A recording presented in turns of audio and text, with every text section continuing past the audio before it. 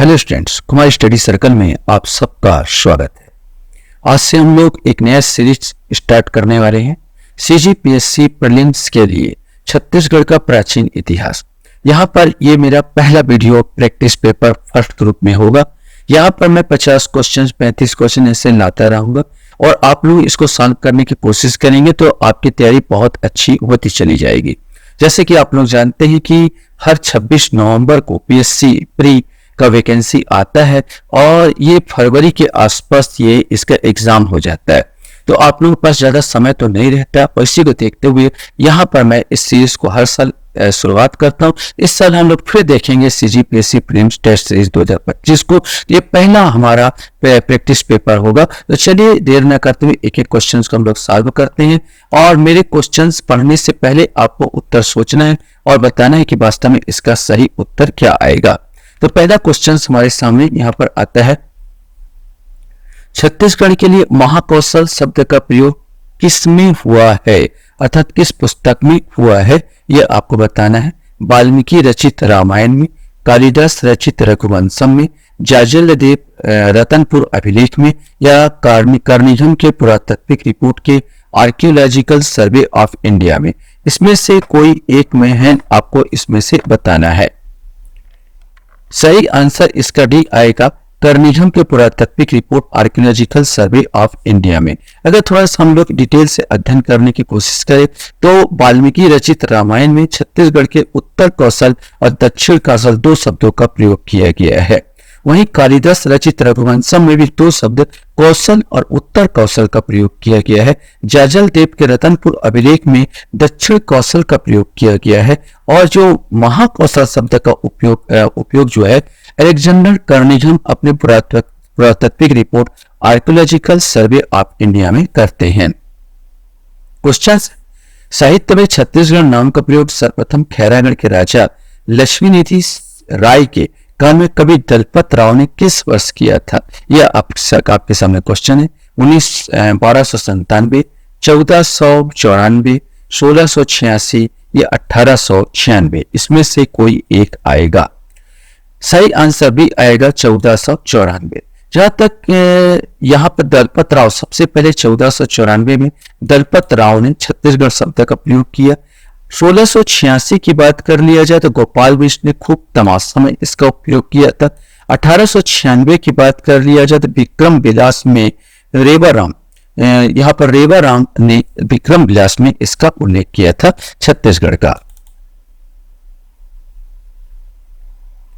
Question हमारे सामने यहाँ पर आता है, किस वंश को अरमार्य कुल के नाम से भी जाना जाता है? सरकपुरी वंश, पांडु वंश, सोमवंश या नल वंश, इसमें से कोई एक आएगा।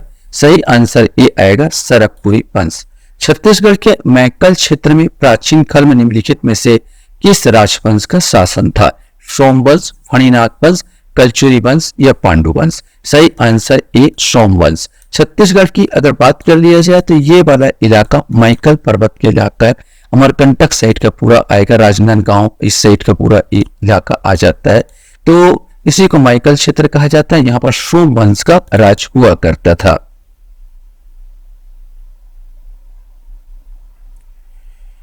क्वेश्चन है, निम्न में से राजीव लोचन मंदिर का निर्माता बिलासतुंग किस प्राचीन राजवंश से संबंधित है? सरकपुरी वंश, पांडु वंश, नल वंश या सोम वंश, इसमें से कोई एक आएगा। सही आंसर नल वंश से संबंधित था।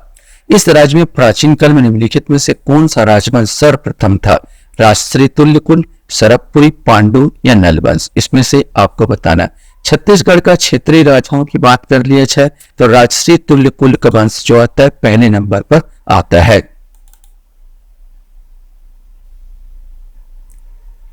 क्वेश्चन है, छत्तीसगढ़ में पाषाणकालीन साक्ष्य सबसे लंबी गुफा स्थित है? यह आपको बताना है। अर्जुनी, पेरम, बोतलदा या करही भदर, इसमें से कोई एक आएगा। सही आंसर छत्तीसगढ़ में सबसे प्राचीन कालीन साक्ष्य मिलेगा, सबसे लंबी गुफा है छत्तीसगढ़ की। निम्नलिखित में से प्राचीन काल में किस राजवंश ने इस राज्य पर शासन नहीं किया? सरकपुरी, पांडु, नल या मोखरी, इसमें से आपको बताना है। सही आंसर डी आएगा, मोखरी वंश। यहाँ पर मोखरी वंश ने राज नहीं किया है।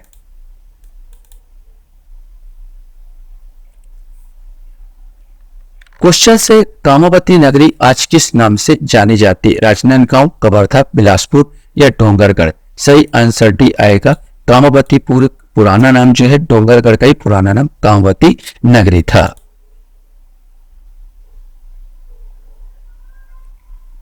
क्वेश्चन है भारतीय चित्रकला में वरुण का मंदिर कहाँ स्थित है? हरचौका, सीता बेंगरा, लक्ष्मण बेंगरा या जोगीमारा गुफा?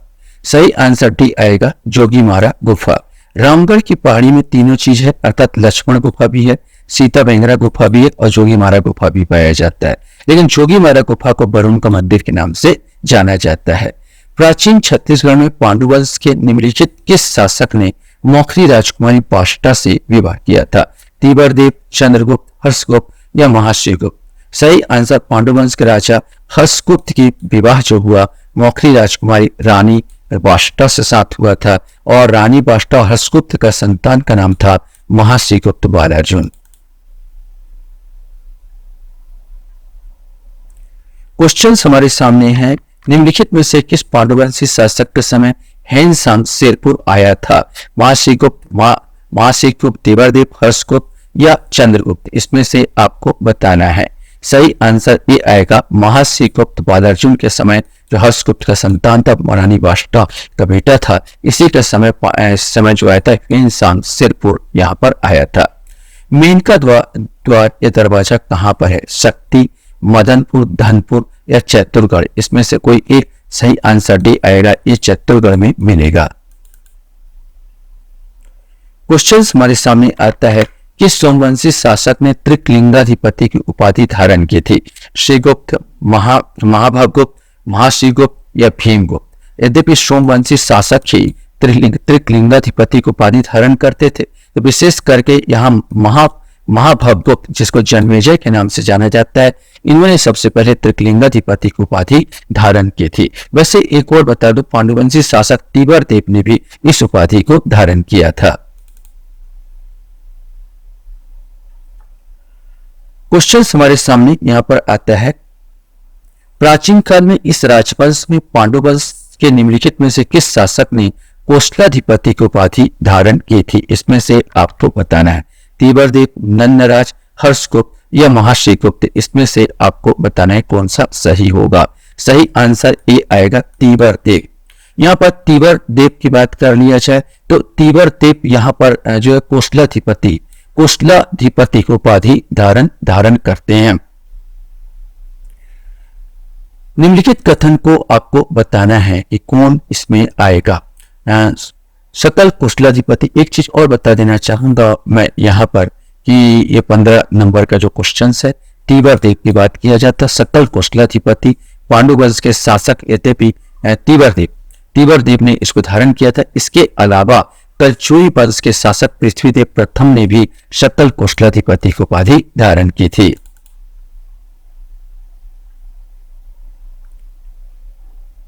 क्वेश्चन हमारे सामने यहाँ पर आता है, निम्नलिखित कथन को पढ़िए। समुद्रगुप्त के प्रयाग प्रशस्ति में छत्तीसगढ़ को कौशल कहा गया। समुद्रगुप्त ने अपने दक्षिणी अभियान में कौशल के राजा महेंद्र को पराजित किया था। उसने इस राज्य को अपने साम्राज्य में सम्मिलित कर लिया। इसमें से आपको बताना है कौन सा इसमें सही है। तो इसमें आपको बता दूं, पहला बिल्कुल सही है कि प्रयाग प्रशस्ति में छत्तीसगढ़ में कौशल कहा गया है। दूसरा भी सही है, समुद्रगुप्त ने अपने दक्षिण अभियान के कौशल के राजा महेंद्र को पराजित किया था। 2 राजाओं को यहाँ पर पराजित किया, लेकिन उसने कभी भी छत्तीसगढ़ को मौर्य साम्राज्य में सम्मिलित करने की चेष्टा नहीं की है। तो तीसरा वाला गलत आएगा। 1 और 2 सही, अर्थात सी वाला आंसर आपका सही होगा। क्वेश्चन हमारे सामने आता है, वैदिक काल में छत्तीसगढ़ को निम्नलिखित में से किस नाम से जाना जाता है? ये आपको बताना है। दक्षिण कौशल, छत्तीसगढ़, दंडकारण्य या इनमें से कोई नहीं। इसमें से कोई एक आपका आएगा। सही आंसर डी आएगा, इनमें से कोई नहीं। क्योंकि वैदिक काल की बात किया जाए, ऋग्वैदिक काल में बात किया जाता है, छत्तीसगढ़ का कोई जिक्र नहीं आता। छत्तीसगढ़ का जिक्र जो आता है उत्तर वैदिक काल से प्रारंभ होता है। उत्तर वैदिक काल में इसको यहाँ का एक क्षेत्र नदी रेवा नदी का जिक्र किया गया, जो कि नर्मदा के रूप में पहचान की गई है। लेकिन वैदिक काल, ऋग्वैदिक काल में इसमें कोई वर्णन नहीं किया गया है। इस क्षेत्र में 5वीं से 6वीं शताब्दी में शासन करने वाला शासक प्रसन्न मात्र किस वंश से संबंधित था? ये आपको बताना है। सरबपुरी वंश, कलचुरी वंश, पांडु वंश या नल वंश, इसमें से कोई एक आएगा। सही आंसर ए आएगा, ये सरबपुरी वंश से संबंधित था।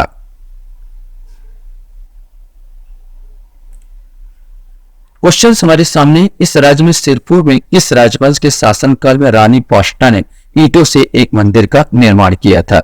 नल वंश, सरबपुरी वंश, पांडु वंश या सोम वंश? हम अच्छी तरह से मालूम, पहले जिक्र हो चुका है कि रानी पौष्टा जो मोखरी राजकुमारी थी, पांडु वंश के हर्षगुप्त से ब्याही थी। तो ये कौन सी वंश की हो गई? तो आएगा पांडु वंश की।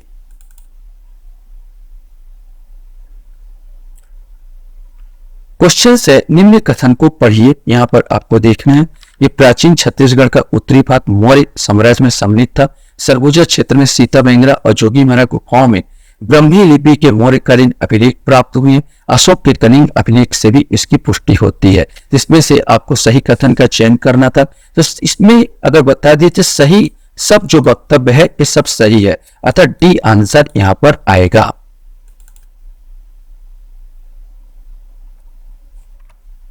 क्वेश्चन हमारे सामने यहाँ पर आता है, महाश्रीगुप्त बालार्जुन का ताम्रपत्र प्राप्त हुआ है गोंडा से, ठाकुरदिया से, तेरसिंगा से या आरंग से? यहाँ पर बताना है आपको। तो महाश्रीगुप्त बालार्जुन का ताम्रपत्र जो प्राप्त हुआ है ये गोंडा से ताम्रपत्र प्राप्त हुआ है। छत्तीसगढ़ के महासमुंद जिले के निम्नलिखित किस शहर की हैंसंग ने 7वीं शताब्दी में यात्रा की?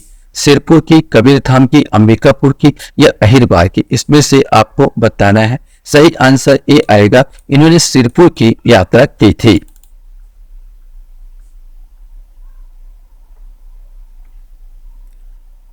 क्वेश्चन हमारे सामने यहां पर आएगा, निम्न में से कौन सा जोड़ी प्राचीन छत्तीसगढ़ का राजवंश और शासक सुमेलित है? इसमें से आपको बताना है। सरबपुरी, भवदत्त वर्मा, पांडु, महाशिवगुप्त बालार्जुन, सोम जगदीप भूषण या नल प्रसन्न मात्र? जहां तक हम जिक्र करें सुमेलित है करके बोला था, तो पांडु वंश के महाशिवगुप्त बालार्जुन है।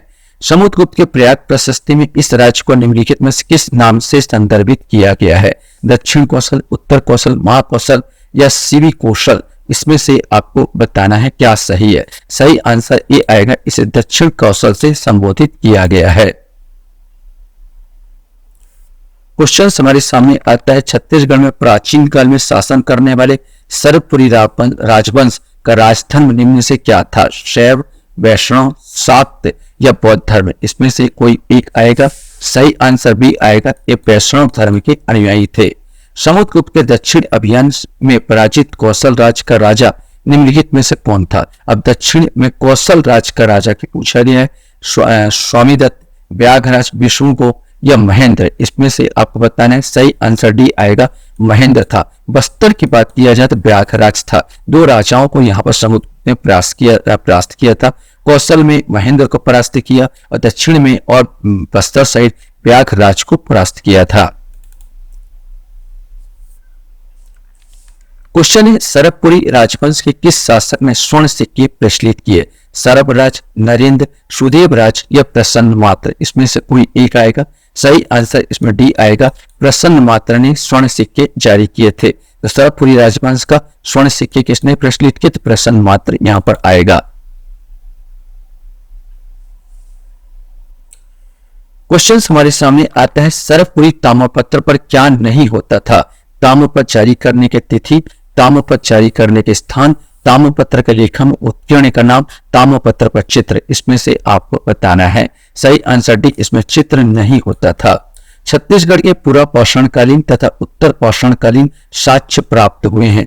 कबरा पहाड़, महानदी घाटी, सिंघनपुर या महानदी घाटी या सिंघनपुर दोनों से? तो सही आंसर यही आएगा, महानदी घाटी और सिंघनपुर दोनों से प्राप्त हुए हैं छत्तीसगढ़ में पूर्व पाषाणकालीन या उत्तर पाषाणकालीन के साक्ष्य। क्वेश्चन हमारे सामने यहां पर आता है, महाकवि ईशान किसके शासनकाल में थे? यह आपको बताना है। भवदत्त वर्मा, महाशिवगुप्त बालार्जुन, जगदीप भूषण या प्रसन्न मात्र? इसमें से कोई एक आएगा। सही आंसर भी आएगा, महाशिवगुप्त बालार्जुन के शासनकाल में महाकवि ईशान थे। क्वेश्चन है, निम्नलिखित कथन को पढ़िए। सिरपुर का लक्ष्मण मंदिर सरबपुरी शासकों ने बनाया। प्राचीन काल में बस्तर चित्रकूट के नाम से जाना जाता था। भौरम द्वीप मंदिर शिलालेख फणी वंश से संबंधित है। इसमें से आपको बताना है तो पहला ही ईरान हो जाता है। सिरपुर का लक्ष्मण मंदिर सरबपुरी नहीं बल्कि पांडु वंश के शासकों ने बनवाया था। पांडु वंश की शासिका अगर बोला जाए तो वाष्टा देवी ने। तो यहाँ पर पहला गलत हो जाएगा, 2 और 3 बिल्कुल सही है। तो आंसर सी आ जाएगा 31 का 2 एवं 3।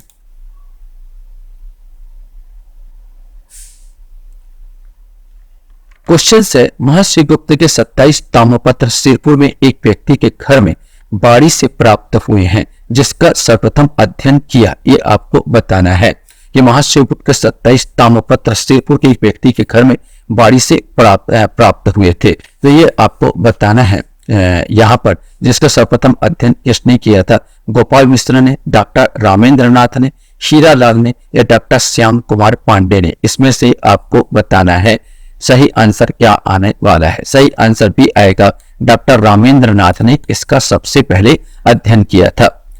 रिद्धिपुर ताम्रपत्र केसरी बेड़ा ताम्रपत्र दक्षिण कौशल के किस राजवंश के सशक्त ऐतिहासिक प्रमाण है? नल वंश, राजश्री, तुल्य कुल वंश, सरबपुरी वंश, इनमें से कोई नहीं, इसमें से कोई एक आएगा। तो दक्षिण कौशल की बात किया जाए तो दक्षिण कौशल के राजवंश का सशक्त प्रमाण है रिद्धिपुर ताम्रपत्र, केसरी बेड़ा ताम्रपत्र। ये नल वंश से संबंधित है जो बस्तर साइड का इलाका आता है।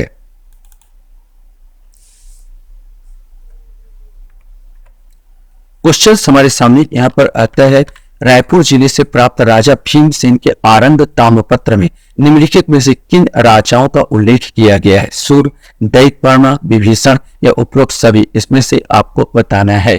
तो सही आंसर डी आ जाएगा, उपरोक्त सभी, क्योंकि इसमें 6 राजाओं का उल्लेख किया गया और 6 में 3 शामिल है, सूर, दैत्यवर्मा और विभीषण। क्वेश्चन है सरबपुरी राजवंश के किस शासक द्वारा गरुड़, शंख तथा चक्र अंकित किए हुए स्वर्ण सिक्के चलाए गए? शरभराज, नरेंद्र, प्रसन्न मात्र या महासुदेव राज? सही आंसर सी आएगा, ये प्रसन्न मात्र जिसने स्वर्ण के सिक्के जारी किए थे उसमें गरुड़, शंख और चक्र अंकित थे। क्वेश्चन हमारे सामने आता है पाली के शिव मंदिर का निर्माण कराया था रत्नदेव प्रथम, चंद्रगुप्त, विक्रमादित्य या रत्नदेव द्वितीय ने? तो यहाँ पाल वंश के राजा विक्रमादित्य ने पाली के शिव मंदिर का निर्माण कराया था। क्वेश्चन हमारे सामने है प्रयाग प्रशस्ति के अनुसार समुद्रगुप्त ने अपने दक्षिण पथ अभियान में निम्नलिखित में राज्यों को जीता, उनमें से 2 छत्तीसगढ़ में थे, कौशल, कोसला, कुराट, महाकांतक या पिष्टपुर। हम अच्छी तरह से मानता है कौशल राज्य को जीता और महाकांतक राज्य को जीता था। 1 और 3 यहाँ अर्थात सी 37 का आंसर सी आएगा। किस स्थान पर पुरातात्विक साक्ष्यों के आधार पर बंदरगाह पोर्ट होने का साक्ष्य मिले हैं? महानदी घाटी, चित्तौड़ डोंगरी, सिंगनपुर या पेरी नदी क्षेत्र? इसमें से कोई एक। सही आंसर डी आएगा, पेरी नदी क्षेत्र। क्वेश्चन है निम्नलिखित कथनों को पढ़िए और इसमें से आपको छांटना है। समुद्रगुप्त के प्रयाग प्रशस्ति में उल्लेखित है कि उसने कौशल के राजा महेंद्र को पराजित किया। सरबपुरी वंश के राजा प्रसन्न मात्र ने प्रसन्नपुर नगर की स्थापना की थी। सोम पांडु वंशी राजा महाश्रीगुप्त पराजय ने सिरपुर में अनेक बौद्ध विहारों का निर्माण किया गया। वैसे देखने से ही हमको पता चल गया ये तीनों सही आंसर है, इसलिए सही आंसर ए आ जाएगा, 1, 2, 3। क्वेश्चन हमारे सामने यहाँ पर आता है सातवाहन वंश के उपरांत छत्तीसगढ़ में किस वंश ने शासन किया? सोम वंश, फणिनाग वंश, मेघ वंश या नल वंश? इसमें से कोई एक आएगा। सातवाहन के पश्चात यहाँ पर मेघ वंश ने कुछ समय तक राज किया था। रायगढ़ जिले का सिंघनपुर किसके लिए प्रसिद्ध है? शैल क्षेत्र, मूर्तिकला, काष्ठकला या संगीतकार? सही आंसर ये आएगा, रायगढ़ जिले में जो कबरा पहाड़ है, सिंघनपुर का पहाड़ है, जितने भी पहाड़ है सब में शैल चित्रों को हमें देखने को मिलती है जो कि पाषाण कालीन है।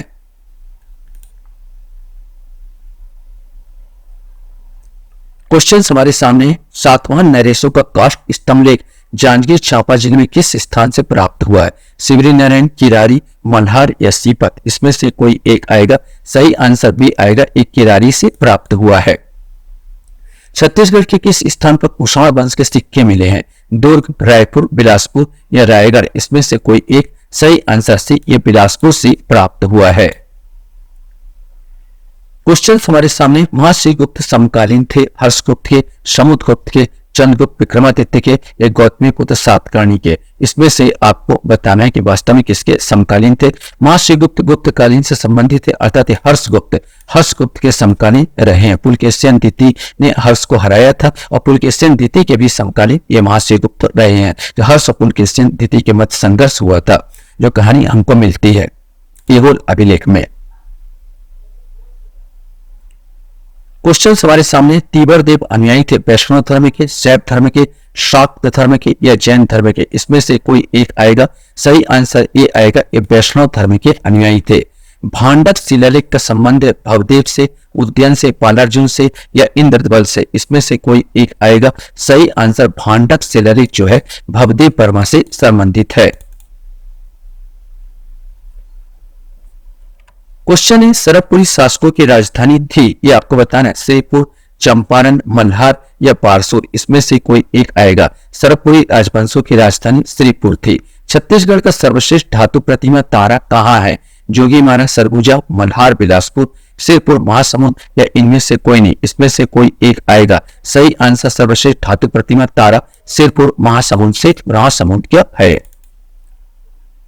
क्वेश्चन हमारे सामने आता है, मौर्यकालीन विष्णु जी की चतुर्भुजी प्रतिमा कहां से प्राप्त हुई है? रतनपुर, सिरपुर, मल्हार या खरोद। इसमें से आपको बताना है। सही आंसर बिलासपुर, मल्हार से विष्णु की चतुर्भुजी प्रतिमा प्राप्त हुई है, जो छत्तीसगढ़ के सबसे प्राचीन प्रतिमा है।